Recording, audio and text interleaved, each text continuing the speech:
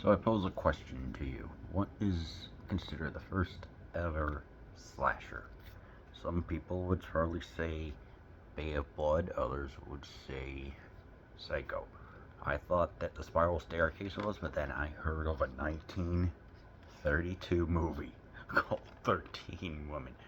One library in my state had this. This is a based off of a 1929 book about a Japanese English woman who gets discriminated against her sorority sisters, and goes around planning on eliminating all of them. Shot in black and white. It's 60 minutes long, and it's pre Hays Code. Hays Code was saying, hey, there's a lot of stuff going on here. We need to really tighten up and having that standards and practices to be make it squeaky clean. Just thinking like the Comics Code Authority or the ESRB. Anyway, yeah, it's definitely it's an interesting one. I mean, you get some interesting stuff. You get a woman. I mean, yes, obviously like a straightforward tale. Let's see, you get a person who kablooies himself. You get a person who decides saying, "Hey, yeah, I am going like." When they're performing circus tricks, seriously, there's like a person who's, like I said, it's impressive for the time. You know how they're like swinging on that and on the trapeze and doing with the net and without the net. It's just the various ways in which they get eliminated. But there's also one that involves, like when she gets towards the end, she plans on getting like eliminating a husband and the progeny by bringing in an explosive ball, putting explosives inside like a ball, and just when I saw them, I said that dang, it's handled with such tact and everything.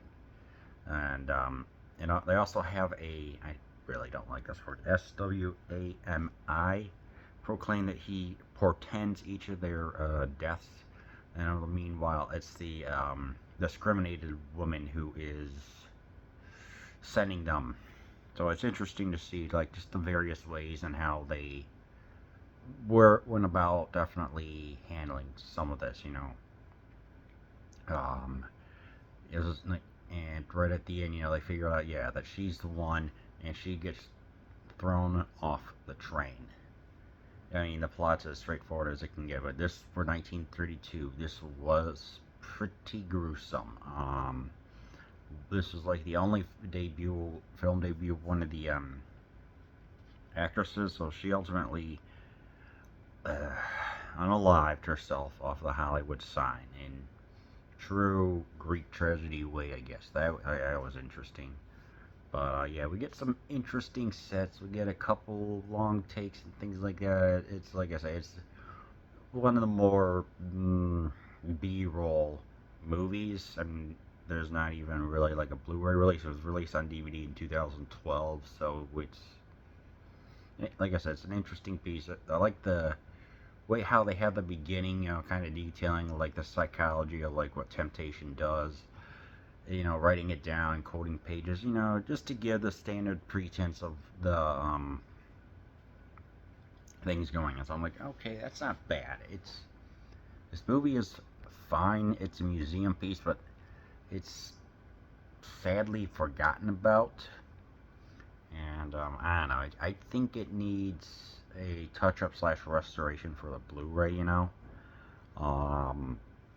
It was nice to look at.